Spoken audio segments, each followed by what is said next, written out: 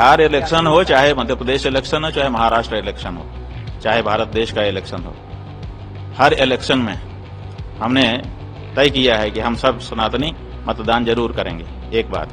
और दूसरे ये भी तय किया है कि हम उसी पार्टी या प्रत्याशी को वोट देंगे जो गाय के लिए खड़ी होगी, लेकिन गाय के लिए कोई पार्टी खड़ी नहीं है।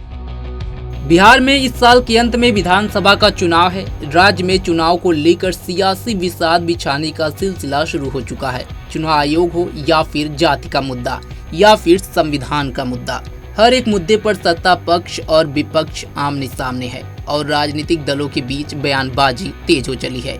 इन सबके बीच चुनाव से पहले शंकराचार्य स्वामी अभिमुक्तेश्वरानंद ने बड़ा ऐलान कर दिया है और उन्होंने चुनाव में एक पार्टी के समर्थन का ऐलान करते हुए कहा कि हर सनातनी का वोट उसे ही जाना चाहिए। उनका कहना है कि सारे दल गौरक्षा के नाम पर वोट लेते हैं, लेकिन वह गौरक्षा नहीं कर पाते हैं।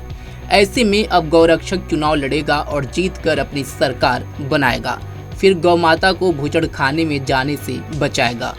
स्वामी अभिमुक्तेश्वरानंद ने कहा कि बिहार चुनाव में हर सीट पर एक गौ भक्त खड़ा होगा और सभी गौ भक्त उन्हें वोट देंगे, चाहे हमें एक वोट मिले या उससे ज्यादा।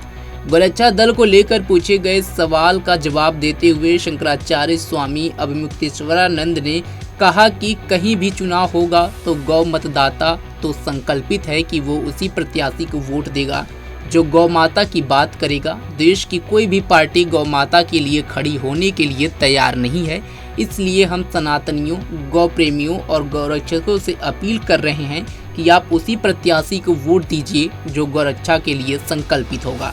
विधानसभा चुनाव से पहले शंकराचार्य का ये बयान कहीं न कहीं राजनीतिक पार्टियों के लिए मुसीबत खड़ा कर सकता है।